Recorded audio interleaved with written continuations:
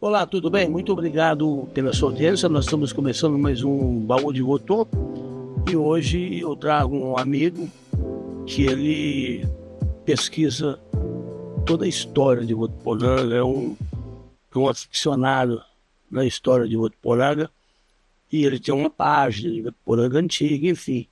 E hoje ele veio aqui para a gente conversar um pouco sobre Votuporanga antiga. Ravel Gimenez, muito obrigado por você ter aceito o nosso convite e ter vindo aqui para esse bate-papo. Eu que agradeço e que a gente estamos à disposição aqui para contar um pouco da história da nossa querida Votuporanga. E a gente fica muito feliz aí, mais de 3 anos de programa, né? Você vê como é importante manter essa parte de preservação e patrimônio histórico, né? É, Contando histórias aí de todos os votuporanguenses aí e de toda a população em geral. as famílias, você sabe, o Ravel eu sempre fala, como é importante você preservar a memória de uma cidade, né, de um povo.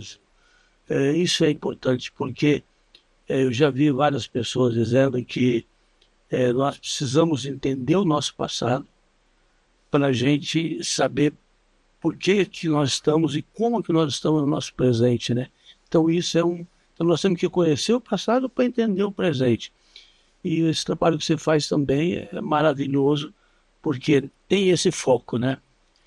A gente tenta, de certo modo, preservar, né? É muito importante, porque isso vem desde o colégio, né? Eu tive excelentes professores, né? De uma época onde o ensino estava passando por adaptações, mas era o ensino tradicional. E eu tinha professores excelentes, e os professores na aula de história, eles viajavam muito, eles combinavam muito entre eles o tipo de conteúdo que eles iriam passar, né? Sim. Então tinha muito isso. Hoje a gente vê um tipo de material, um pouco material mais formal, mais padrão. Então, por exemplo, vou ter que citar uma professora, uma grande amiga e uma grande professora, a professora Ivanir, Sim. que é uma cidadã votuporanguense, que é uma pessoa fantástica. E eu lembro nas aulas dela que ela contando a partes da história, isso lá no colegial, e eu ficava viajando, ficava imaginando ali aquela época, né, quando ela focava especialmente na nossa região aqui, na questão das fazendas de café, na região de Votuporanga, né, e eu ficava muito abismado ali com toda a precariedade da cidade no começo, né, e como foi evoluindo com o passar dos anos, né, porque eu tenho 43 anos agora em junho, e eu não vivenciei uma grande mudança da cidade, a gente vivencia uma parte, mas com as pesquisas elas me ajudam a conhecer como era lá no início. Sim. Então a gente tem essa oportunidade de conhecer muito da história, né? Porque, sabe, Ravel, conversando com a gente sempre ouviu, né? Tal família veio para cá, não sei quando, aí chegaram aqui, mataram,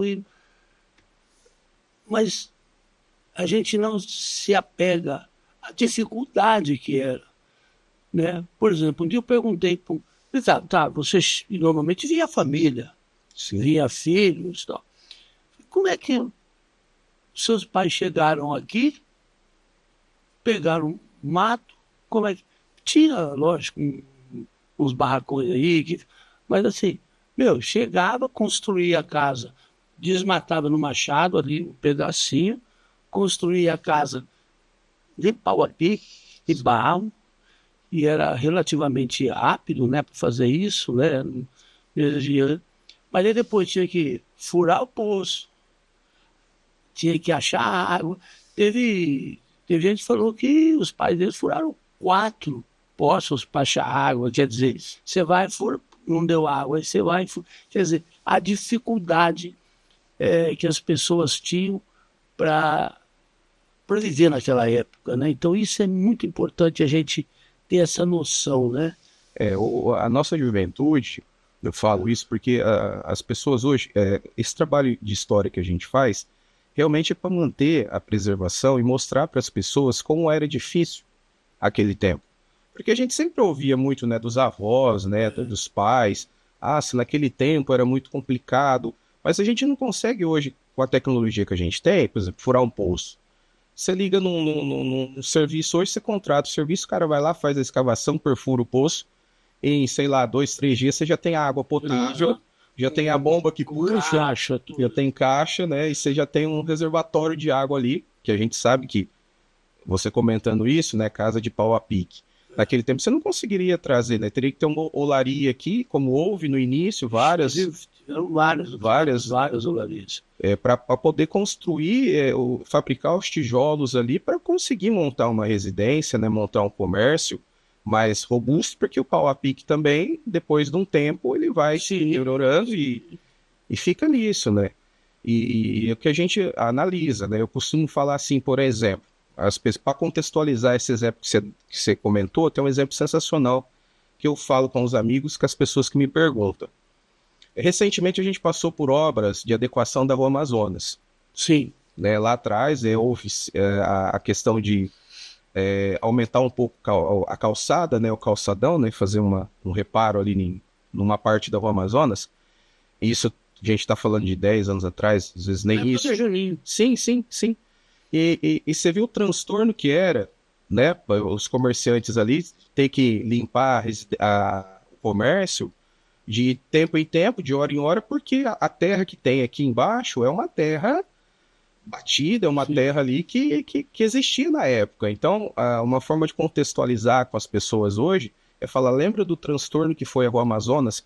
Transtorno no sentido de reforma, né? De você ter que realmente escavar ali e fazer as adequações necessárias. Você imagina isso na década de 1930, onde você não tinha um maquinário, né? Você tinha tudo terra, mato, né?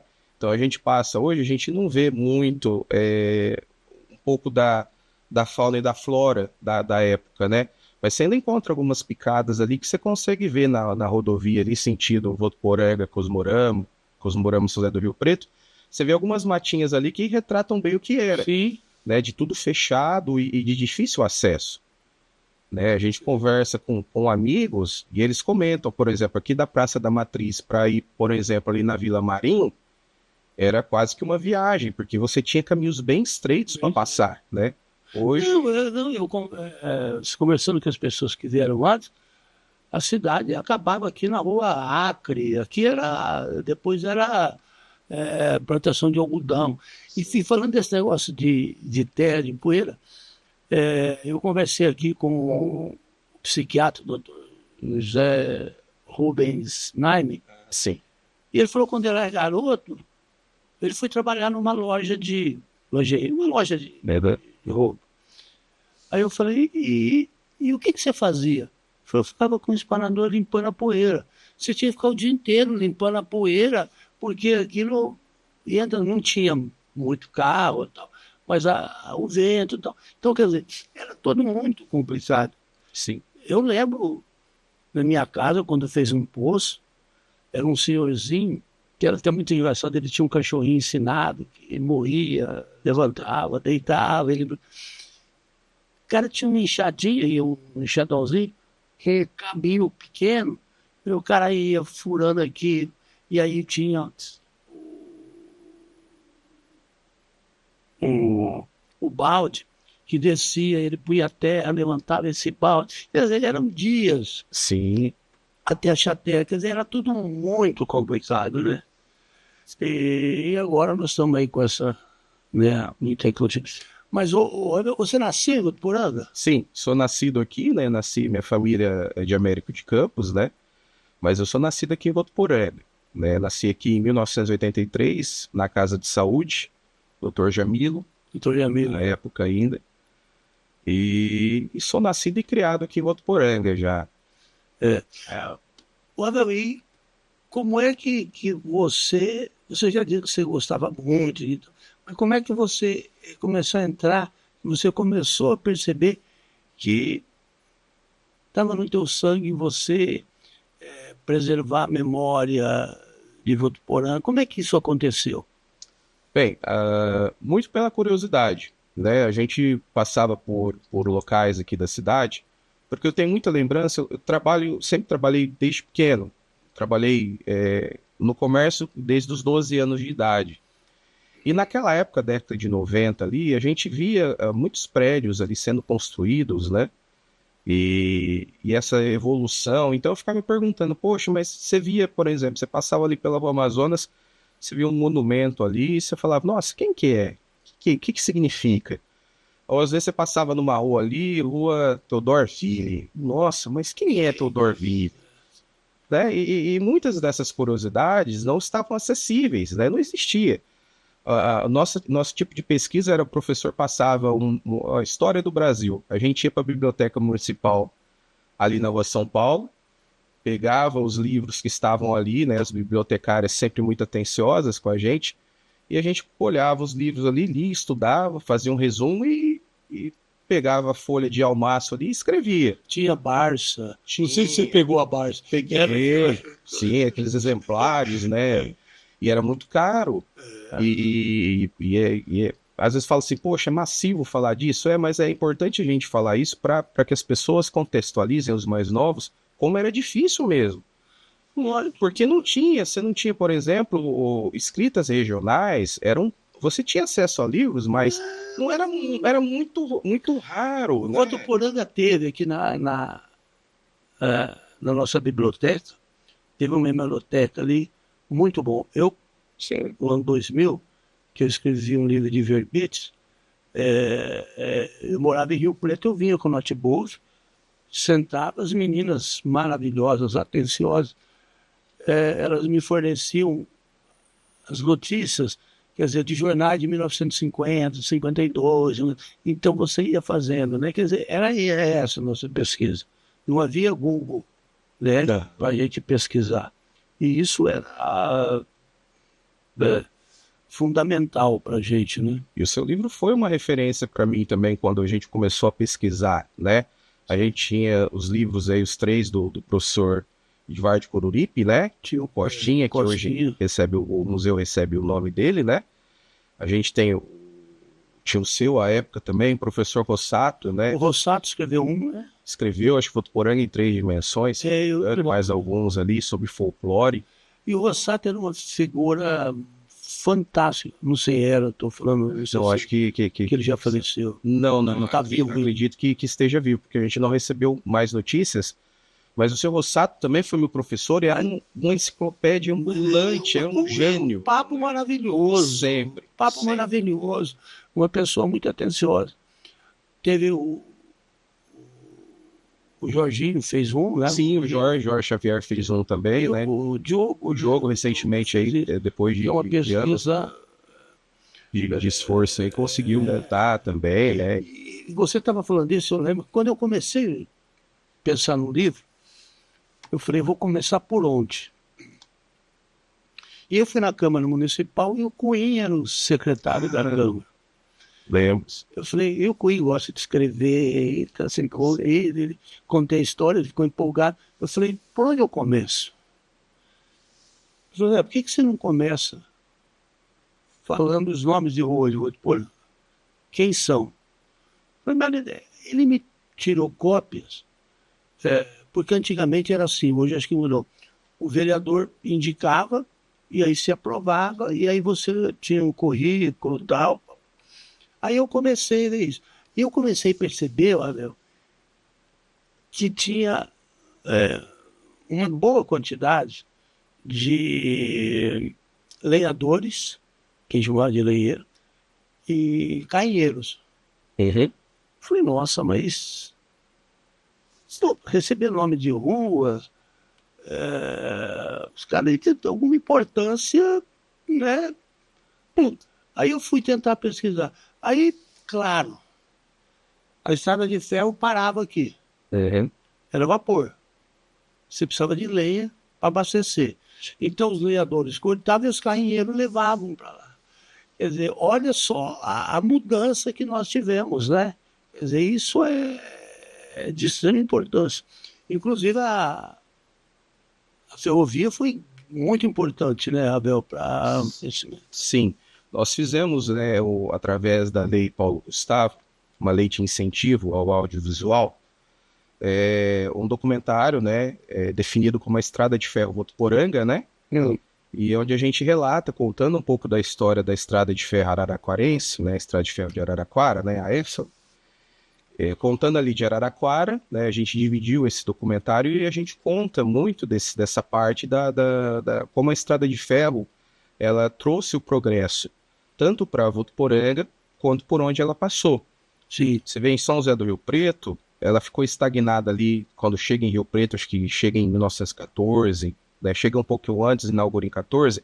Até Mirassol, como houve algumas intempéries com a Estrada de Ferro, né, com a empresa que abria falência, às vezes Sim. tinha essa situação de modificação, parava-se a construção da estrada, e aí ela fica parada ali até chegar em Mirassol, acho que demora aí quase 20 anos, né? E você vê o tanto que Rio Preto evoluiu, porque ele fica ali todo esse tempo como boca do sertão mesmo de central ali, onde você tem. Teoricamente era o final da... Sim. Você vê pessoas ali vindo das capitais, vindo de São Paulo, tendo que parar aqui em São José do Rio Preto, e você tem pessoas aqui do nosso interior, Mato Grosso, Minas, indo até São José do Rio Preto para pegar o trem para se locomover. E em conversa com muitos habitantes daqui, a gente conversou com várias pessoas que iam fazer o ensino fundamental fora, porque não tinha aqui. Então esse transporte da estrada de ferro, e se você me permite comentar, né, é uma questão poética, porque a estrada de ferro ela trazia tendências, trazia cultura, porque sim, livros, revistas, materiais de construção, a grande maioria por exemplo, a gente conversou com comerciantes daqui, conversamos com o seu Paulo César Rapaz, que é um morador aqui, que é um nosso patrimônio cultural também, sim. E ele contava que na época do início da loja, ali, quando era Móveis Rinaldo, em nome do pai dele, esse material vinha, todas essas máquinas de costura, esse material que vinha pela estrada de ferro. Estrada de ferro. Então, assim, foi realmente um progresso maravilhoso para a cidade de Votuporanga, né? Nós temos aí cidades no entorno que utilizaram muito a parte da estrada de ferro, e você comenta muito bem quando fala dessa questão de precisar das lenhas ali, né? Desse material para o trem, a vapor ainda, conseguir funcionar. E madeira a gente tinha bastante aqui. Né?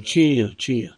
E você, falando da cultura, eu me lembro muito bem, garoto, eu achava isso uma delícia, porque passavam os vendedores vendendo revistas, Cruzeiro, Realidade, Manchete, Fotos e Fatos, vendia revistinhas, quer dizer, de uma certa forma, as cidades não tinham, ou se tinha muito precário, livrarias ou bancas de revistas. Então o trem era também um instrumento para que você pudesse adquirir essas revistas, né? Isso era muito importante, era muito Sim, importante. A gente vê porque é aquela situação que a gente comenta. No documentário que nós realizamos, inclusive ele está disponível no YouTube, basta acessar ali e colocar a Estrada de Ferro Votuporanga. Sim. Ele tem, quando a gente foi fazer o documentário, o projeto, a gente analisou e dividiu em 5 capítulos, né? Porque como é que a gente vai contar uma história de uma estrada de ferro que desenvolve uma cidade sem a gente contar a origem da cidade, sim, sem a gente contar a origem da estrada? Então, a gente dividiu em 5 capítulos, onde nós conseguimos colocar informações ali fundamentais da origem Votuporanga, antes de ser Votuporanga. Então, a pessoa tem acesso a essa informação, ela descobre o que era aqui antes de ser fundada a cidade, né? A Votuporanga no início, como era, as estradas da nossa região, como eram as estradas, que aí entra aquela situação que a gente falou, da difícil locomoção por estradas, por isso a necessidade da estrada de ferro, porque estradas convencionais ainda estavam... Eram os boiadeiros, né? Sim, então era totalmente arcaico. E depois a gente conta a história da estrada de ferro Araraquara, que é muito importante para elencar esse final, e aí a gente conta como a estrada de ferro, infelizmente, teve a sua decadência. Eu não gosto muito de usar essa palavra, porque eu acho a palavra muito forte, mas é a realidade. Porque aí realmente foi visto que o lucro era muito baixo, por isso que acontecia essas falências e concordatas das empresas que trabalhavam com a estrada de ferro, né? No caso da EFA aqui, a gente tem as Mogianas também, tem Mogianas de Rio Claro, aquela Então, região ali tem muito então, Ravel, essas companhias, né? eu tenho uma informação, eu não sei se essa informação é verídica ou não, mas a queda, o declínio da Reza de Ferro começou com o presidente Juscelino Kubitschek. Por quê? O slogan dele era fazer o Brasil crescer 50 anos em 5, que naquela época era 5 anos de mandato. Então, então ele queria que viesse para cá marcas de carro, montadoras. Não eram fábricas, eram montadoras, porque vinham as peças e eles montavam, Sim. por isso chamavam de montadora. Mas eram. E aí, GM, Volks, que foram as primeiras, nós vamos, sem problema nenhum. Só que nós precisamos de estradas, né? E nós temos um grande concorrente que é o trem. Então dizem que aí ele meio que deixou de lado o trem e investiu nas rodovias. Então aí começou a ter, por exemplo, você pegava o trem aqui em Votuporanga para ir para São Paulo, eram 10 horas, né? Então e aí você começa, as estradas começam a melhorar e você começa a fazer isso em menos tempo, né? Rio Preto, você não precisa ficar esperando o horário e tal, né? Então, essa é uma informação que por isso as estradas de ferro começaram as empresas a ter menor movimento. Não sei, essa é uma informação que eu tive que é de se checar, né? O Juscelino realmente foi um presidente, foi uma pessoa fora da curva, né? Foi. De genialidade, né? Eu acho que pode ter fundamento, porque realmente Brasília, aquela distância, né? Precisava-se de estradas. Sim. Até você comentando isso, eu vi muitos relatos e algumas séries relacionadas à construção de Brasília, que eu estive lá há 8 anos atrás, quando eu me casei. Eu me casei, minha esposa, a doutora Elaine Cristina, ela foi participar de um congresso lá na UNB, e aí era na mesma época a gente foi. E é fantástico. Eu fui em julho, né? Mas julho é uma época de recesso parlamentar, então eu pude correr todos aqueles cantos que existem ali entre a Câmara e o Senado, Não, né? É uma estrutura que quem não for, vá para conhecer. aquela catedral, né? Sim, fora os pontos, né? Mas eu vejo, voltando ao assunto, o Niemeyer acho que não viajava de avião e ele ia para Brasília, né, de automóvel. E várias vezes acontecia algum acidente, alguma coisa, ele não ia para acompanhar a obra. Tem essas O histórias. Neymar tinha medo de andar de avião? Acho que existem essas questões aí, vê alguns comentários disso. Mas você vê Brasília, né? Até estava conversando com amigos, né? Que a gente acaba. Hoje, graças à internet, a gente tem amigos em todos os cantos, né? E a gente vai levando o nome de Votuporanga a todos os lugares e conhecendo votuporanguenses que estão nos cantos mais remotos do planeta, existe um votuporanguense. Sim. Né? Eu sou São Paulino, né? Tem os corintianos, mas fala quem é corintiano fala eu, já sabe que é um monte. A Votuporanguense tem um monte também. Nossa cidade ela é muito bem representada fora daqui. E lá em Brasília, quando eu estava visitando o Memorial JK, conta toda essa história, fica até a dica, porque é um local fantástico. Né? A gente já pensou a gente criasse um memorial, existe aqui, lógico, o Memorial Unifev, mas se a gente criasse um local bem mais amplo, com recursos tecnológicos, onde a gente consiga trazer o jovem para conhecer a parte da história. Porque hoje tem isso, né? Você tem a tecnologia a seu favor e é mais. E as pessoas ficam mais interessadas do que ver uma peça, né? Não, quando eu cheguei lá, isso eu falo de 8 anos atrás, né? Poxa, eu sou formado em análise de sistemas, me formei aqui na Unifev, né? Então a gente tem conhecimento e trabalha com tecnologia a todo momento. Pô, chego lá, tem um holograma né, do próprio presidente, né, de alguma gravação, juntaram gravações. Naquela época, a inteligência artificial, para essa questão, ainda estava engatinhando, 8 anos atrás, e você vê o próprio Juscelino ali em tamanho natural, um holograma, mas fala, poxa, sensacional. E o cara falando assim, né, o presidente, né, falando, ó, bem-vindo ao nosso espaço, venha conhecer a nossa instituição. Fala, poxa, quem não foi, é uma oportunidade maravilhosa de conhecer. É verdade. E todos os traçados que foram projetados ali por Lúcio Costa e Niemeyer conseguiu assinar aqueles monumentos todos ali, né, e aqueles prédios, é fantástico, né? Fugindo um pouco do assunto, mas vamos falar de patrimônio que tem a ver com isso também. Tem, lógico, tudo a ver. Mas assim, como é que surgiu a Votuporanga Antiga, sua página? A página Votuporanga Antiga, ela já existia, né? A Adriana, uma amiga nossa, fez o esboço inicial da página junto com alguns amigos, né? E foram colocando algumas imagens. Fizeram assim, bem... Porque o que acontece? A parte de acervo, qual que é o grande problema que a gente tem hoje? Né? E aí vai uma reflexão, né? Que é um ditado que fala, né? Um dia você é uma fotografia numa estante, outro dia você não é nem isso.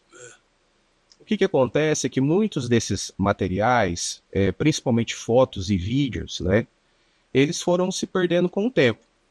E eu sempre falo isso como um alerta, né? Porque nossa cidade, apesar dela ser uma menina, a parte de material da época da fundação, ou até antes disso, é bem escassa. Então, a ideia o que aconteceu? Nas horas vagas, eu sou formado em fotografia, né? Especialização em fotografia, porque eu sempre gostei muito de foto, né? E a gente fez todo esse processo de estudo da parte fotográfica, e eu tive muita influência de acompanhar o serviço do Takeo, porque foi um dos grandes fotógrafos. A gente tem o Gersino Darvans, que é o artista, né? E a gente tem o Takeo, e tantos outros. Tem o seu Domingos. Seu Domingos, que está filmando. Mas eu acho que o Takeo foi... Ele e o irmão dele, eles tinham na veia esse negócio de fotografar a cidade. Eles tinham isso, né? Tinha. E o que acontece? Quando eu comecei a desenvolver essa parte, eu já gostando de história, eu comecei a procurar figuras antigas, né? Como era a Unifev antigamente, como era a Praça da Matriz. Isso lá atrás. E eu vinha equipando isso, né, da época da faculdade, juntando imagens. Era uma época que ainda você não tinha tanto recurso de scanner, né? Scanner que a gente está falando para você escanear uma foto. O que é a ideia da foto, né? Você tem a foto ali normalmente pequenininha, que era feito naquela época, né? Era feita a ampliação dela para um tamanho reduzido, e aí você tinha que digitalizar esse material. E eu comecei a pesquisar, e comecei, depois com a chegada do Facebook, né? A popularização, Sim. eu comecei a procurar informações e ferramentas para que eu conseguisse buscar mais conhecimento sobre o Votuporanga. Porque eu já gostava da história, eu já usava ela no meu dia a dia, eu já escrevia algumas coisas, né? Alguns textos e algumas informações, já guardava algumas coisas da época da biblioteca também, né? Lá do ensino médio, mas faltava isso. Então, quando a gente procurou, né? Eu procurei na internet, localizei a Votuporanga Antiga, e aí, conversando com a Adriana, a gente assume a página e começa com as informações que nós já tínhamos, né, imagens digitalizadas, a gente começa a montar um acervo. E hoje o acervo é bem interessante, né? Sim, a gente tem uma quantidade de informações, né, tanto acervo de... Porque eu entendo que a fotografia, ela é uma forma de você documentar a história. E ela tem o peso, por exemplo, se você me assinar alguma coisa hoje aqui, um documento, a gente tem o peso, né, pela lei do documento. Mas a fotografia também ela tem um peso histórico e documental muito grande. Então, o que acontece? Eu fui começando a juntar essas imagens e buscar essas imagens com pessoas conhecidas e familiares que foram se adaptando à tecnologia da internet. Hoje, com o celular que você tira uma foto, às vezes é até melhor que um scanner. A gente está falando 10, 15 anos atrás, tinha, né? Para você ver como a tecnologia evolui muito rápido. E aí, com a história da fundação da Votuporanga Antiga, o pessoal começou a enviar esses arquivos, eu juntando os arquivos que eu tinha, a gente começou a alimentar a plataforma.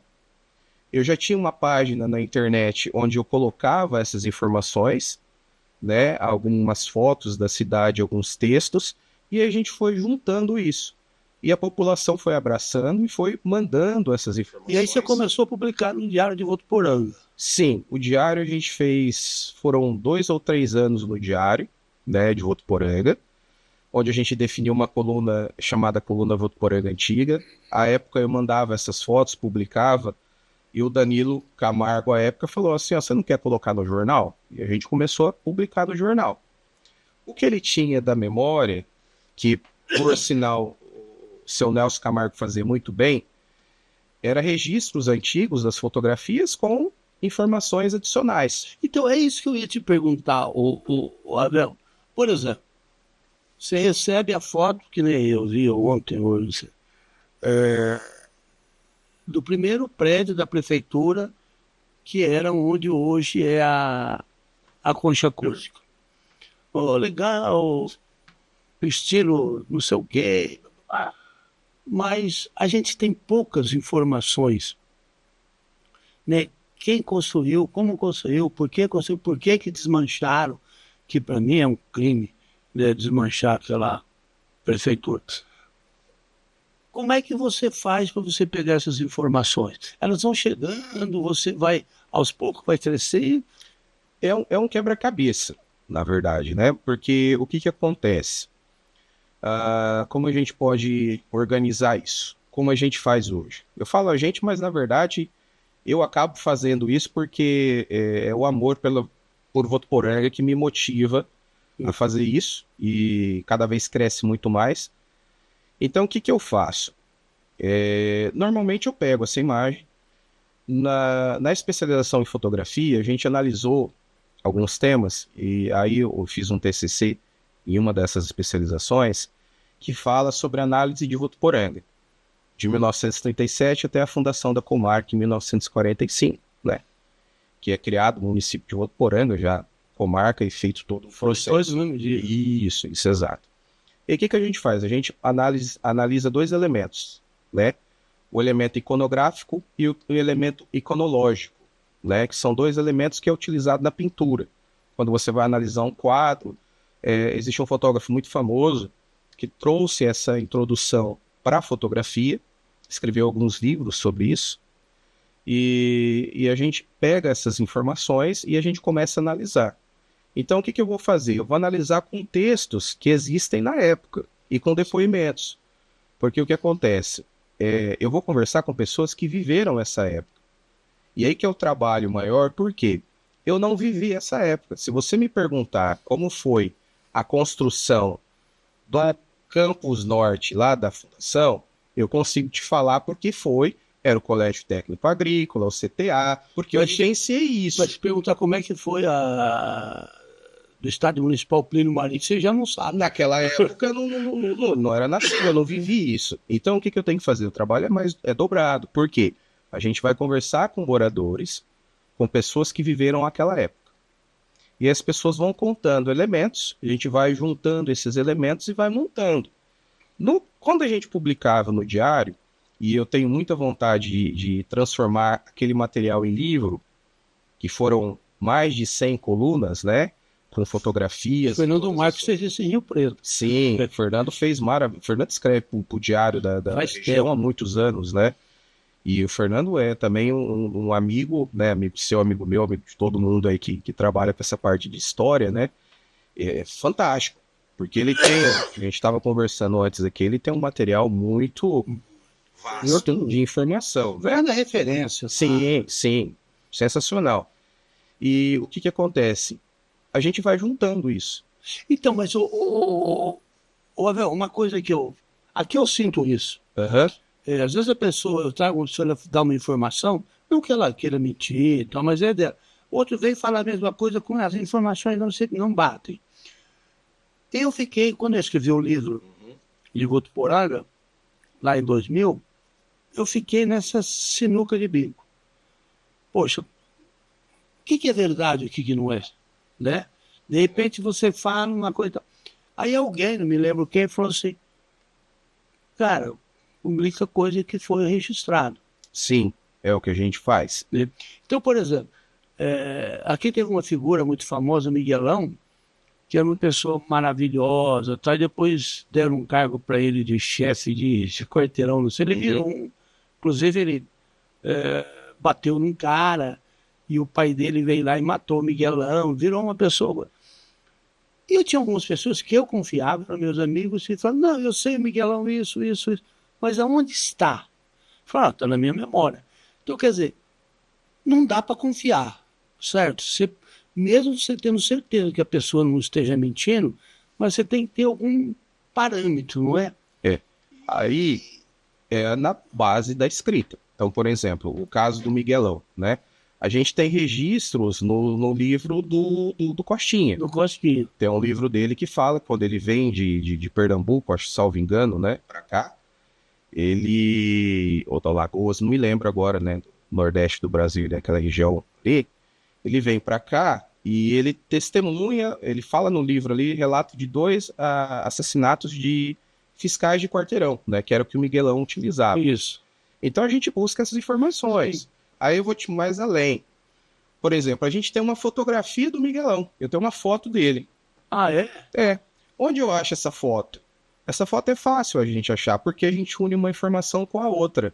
Então, como eu já tenho quem foi a pessoa, e eu já tenho as características dela ali, que fala-se que é um homem que era um pouco mais forte, por isso recebeu essa alcunha aí de fiscal de quarteirão e esse nome, esse apelido, né, vamos falar assim. E aí a gente busca essa informação. Por exemplo, tem uma foto, ela está hoje na Secretaria da Cultura junto ao acervo, que tem o time da Sambra, onde tem o Costinha, e ali... Costinha era goleiro. Sim, tem o Costinha goleiro. Aliás, o Costinha era sensacional, né? Porque cantava, era goleiro, correspondente. Era uma... né? Eu não tive, infelizmente eu não conheci, não, mas quem conheceu e o Costinha era maravilhoso. E o Costinha ele tinha umas coisas que eu achava muito engraçado. Eu estudei com o filho mais novo dele, o Edson Gil. Sim, sim. E um dia a gente, lá na casa do Edson Gil, estudando. Chega o Costinha sempre bem arrumado, Costinha. E ele chegou e... a gente estava no colegial, mas... Chegou, vocês sabem o que é circuncisão? O Edson olhou, pô, pai, não sei. Tá? A gente ficou naquela, eu vou explicar. Então ele vinha, explicava, tal. Ele pegava algumas coisas que ele podia não saber ou ter dúvida, né? E ele, bom, tanto é o Edson canta, o Edivar canta, o Edmar antigamente cantava também, eles são todos ligados. Agora o Costinha foi uma pessoa... Agora esse livro dele, Votuporanga através dos tempos, que eu acho que é uma referência, eu era garoto, meu irmão tinha, e eu achava maravilha, Votuporanga tem um livro falando da cidade. Mas ele não aprofundava muito, né? Ele põe umas notinhas, ele dava algumas referências, era tudo texto curto, né? É porque, pelo que eu analisei ali e pude pesquisar em alguns outros elementos, eram textos que ele era correspondente de outros jornais, né? Então, da Gazeta. Isso, a falta d'água na região noroeste no verão de 1900 e alguma coisa. Ele escrevia aquela nota, publicava. Então, aquele texto ficava ali, ele lança. O primeiro livro dele, né? Realmente é uma referência, que você tem fotos ali bacanas, né? Alguns clichês ali, né? Fotográficos, muito legais e muita movimentação histórica ali. Só que realmente você tem que seguir e ler e acompanhar. Tem muita coisa, família não sei o quê, chegou de férias, né? Quer dizer, ele criava o lado... Esse negócio é verdade, porque acho que ele fazia também para a Folha, e a Folha não ia fazer uma matéria de Votuporanga. Não. Mas dava uma notinha, então ele tinha que resumir bastante. E ele juntava também o lado social, né? Isso é legal. Fulano veio do Guarujá, cara. Guarujá era um negócio fantástico. Casamento de tal e tal pessoa, né? É importante pro registro. Então a gente busca isso. Por exemplo, o caso do Miguelão, aí ele tá ali. Então aí você pesquisa, né? Você vê, você algumas fotos, naquela época, por descuido, as pessoas às vezes fotografam. Né? Antigamente era assim, né? Você, jovem que está nos assistindo, falar para você agora. Você tem um celular com uma capacidade aqui de colocar um monte de imagem e você não imprime essas imagens. Antigamente, você tinha filmes ali que você fazia aí 24, 12, 36 Isso. poses, né? Se E você levava- mandava para revelar e Demorava fazia 15 avaliação. dias. Isso. E as pessoas escreviam atrás da foto. Sim, Então lá, 1900 e tal, prefeito, ou, por exemplo, governador visita Votuporanga. sim. Aí na hora de digitalizar, não digitaliza o dorso. E aí você não sabe o que que é. Aí vem aquela informação que é que você comentou, a falta de junção. Quando a gente tem esse tipo de questão, aí a gente deixa numa caixinha de dúvidas, que não tem como. A gente tem que pegar o que foi documentado. Por quê? Se eu tenho um livro onde uma pessoa fala que em Votuporanga aconteceu tal situação, e eu analisando aquilo, eu vou pegar aquela informação e vou confrontar com outras. Qual outras? Câmara Municipal, igual você fez. A nossa Câmara Municipal hoje ela é pioneira na parte de digitalização. Todas as leis, todos os arquivos da Câmara Municipal são digitalizados, Sim. o arquivo físico é mantido e essa digitalização é possível consultar no site. Então, aquilo que você falou, vou procurar ali quem que foi Theodore Ville. Existe o processo feito, né, que o legislativo faz ali, o pessoal, monta-se um currículo, um breve currículo da pessoa, né? Hoje junta-se com documentos, né, certidão de óbito e outras informações, e vira um projeto de lei, vira uma lei ali, e aquele documento fica arquivado. Então eu tenho essas informações. Hoje está facilitando, Sim. né? Antigamente, sim, porque o Amazonas é o Amazonas. Eu tenho as minhas teorias, igual você comentou a teoria da estrada de ferro Juscelino. Só que a gente não pode abrir dessa informação, porque às vezes é uma inverdade. Então, não, isso é muito complicado. Quando eu estava fazendo o livro, nós tivemos várias ruas que foram mudadas de nome. Só que a lei diz que você não pode mudar o nome, eu acho que de estado, de cidade e de pessoas. Então, Votuporanga tinha a Rua das Flores. Sim. Aí o vereador vinha e substituía. Que nem a Avenida Brasil. Chamava Rua da Bahia. Nós tínhamos a Rua Bahia e aí chamava Rua da Bahia. Aí o prefeito argumentou que poderia criar confusão, Rua Bahia e Rua da Bahia. Então aí eles conseguiram tirar a Bahia e pôr a Avenida Brasil ali, que era até pequena e tal. Então, e eu não sei de onde surgiu a ideia, mas o que eu sei, a ideia era o nome de todos os estados do Brasil, né? E homenagear também. Homenagear, claro. Você pega, por exemplo, você falou isso é um ponto importante, por exemplo, você pega a Rua Goiás. Se eu perguntar para uma pessoa hoje onde fica a Rua Goiás, a pessoa ela me fala assim, ó, ela termina ali, ela começa ou termina na Francisco Vilaró, aí ela vai ali até o final da Rua Amazonas. Sim. Na verdade, ela passava a praça e descia até a Padre Isidoro. E embora. E embora. Então, o que acontece? Quando surge a homenagem Padre Isidoro Cordeiro Paranhos, e durante as nossas pesquisas, a gente foi até a cidade de Bálsamo e a gente pesquisou, por exemplo, Padre Paranhos, ele morreu muito jovem.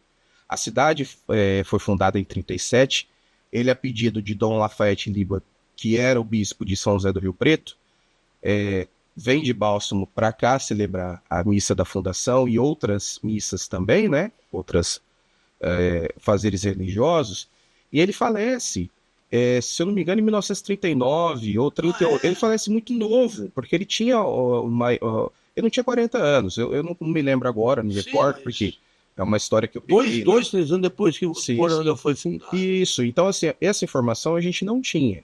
Aí como é que a gente consegue localizar essa informação? A gente vai atrás, pesquisa.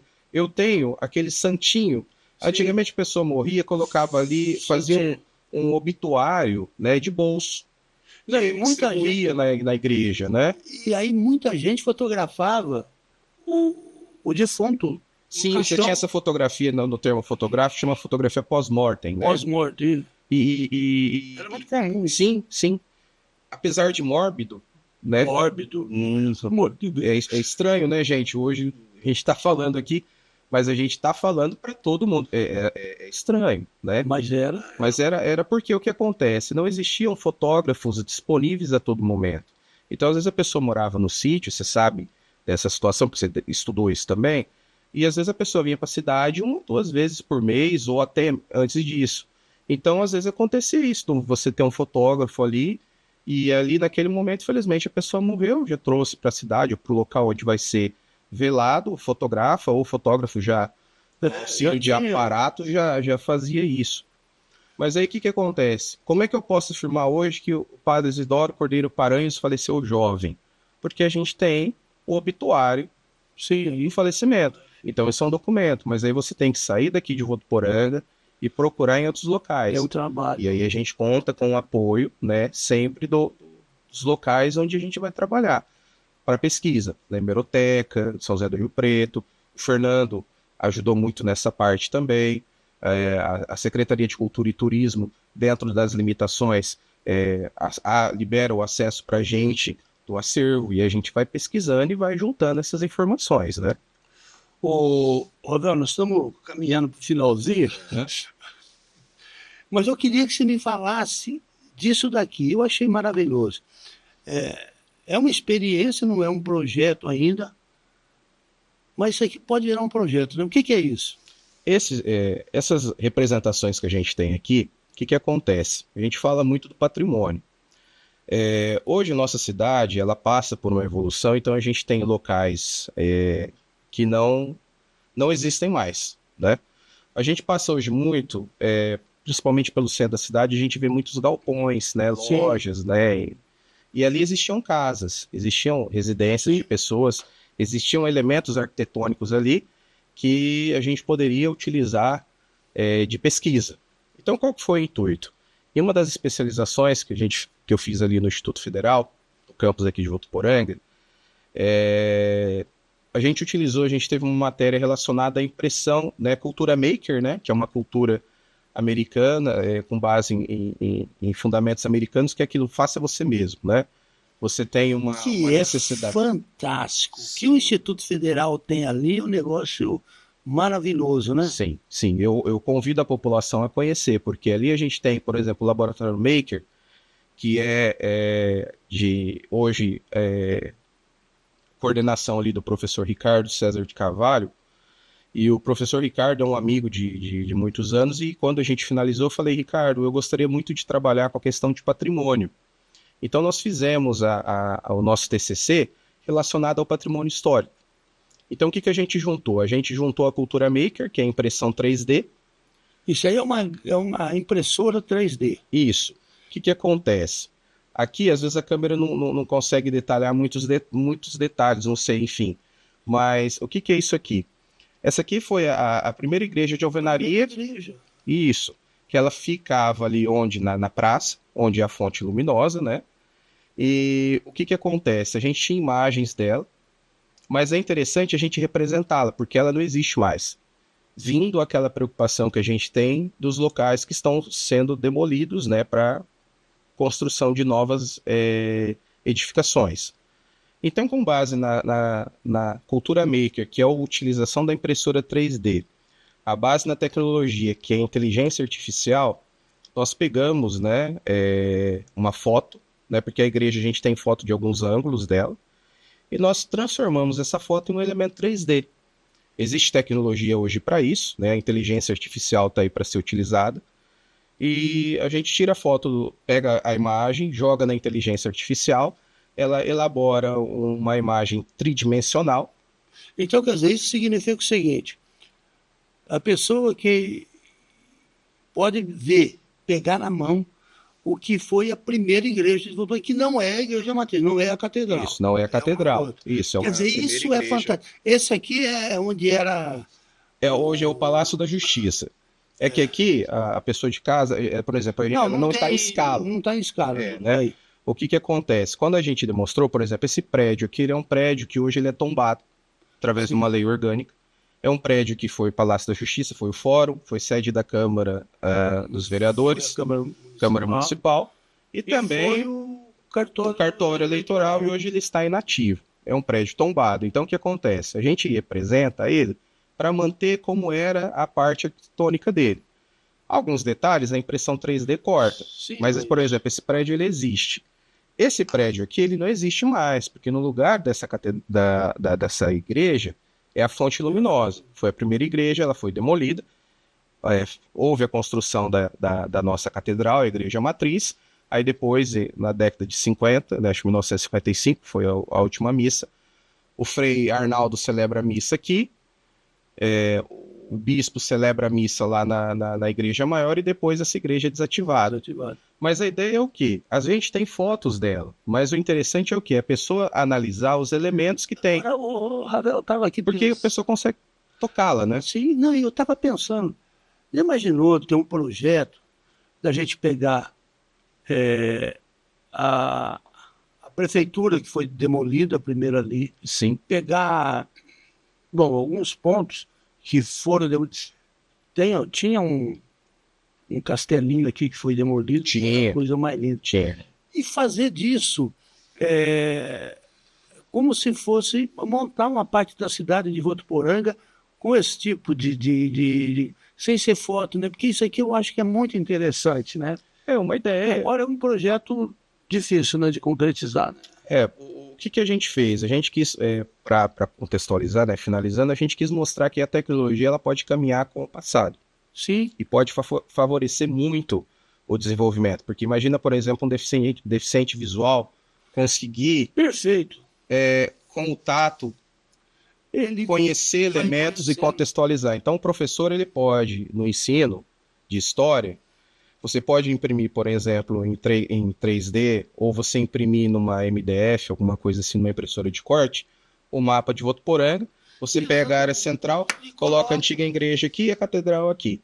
Você junta elementos fundamentais. Você sabe? Sim.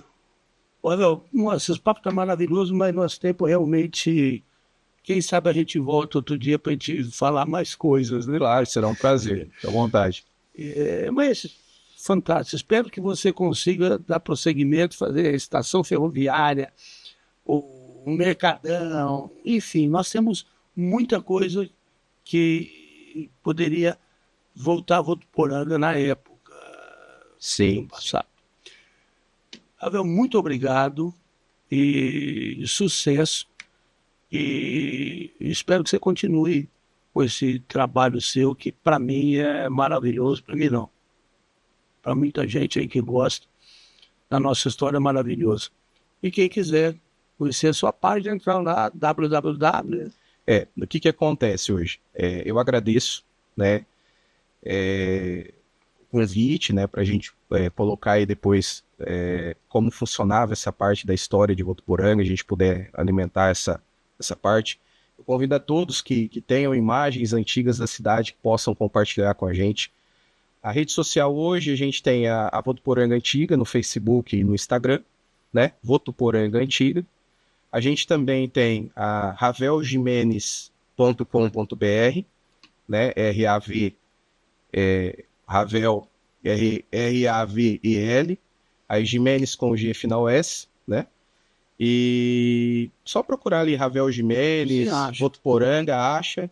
Pode entrar em contato com a gente está à disposição aí também. Depois vou deixar embaixo ali no link do YouTube ali, as mídias de acesso. E nós estamos à disposição, mas para isso aqui é um hobby, né? Na verdade, eu sou analista de sistemas, então eu trabalho há 17 anos numa empresa de informática em Votuporanga, né? A gente desenvolve sistemas, mas isso aqui é um hobby para a gente manter viva a história da nossa cidade. Fantástico. Parabéns. Parabéns mesmo. E vamos voltar a falar mais disso. Tá bom? Muito obrigado. Bem, e assim nós terminamos mais um Baú de Votu, relembrando o passado de Votuporanga, e agradeço mais uma vez a sua audiência e convido para a próxima semana estar aqui conosco com mais um convidado. Até lá, muito obrigado.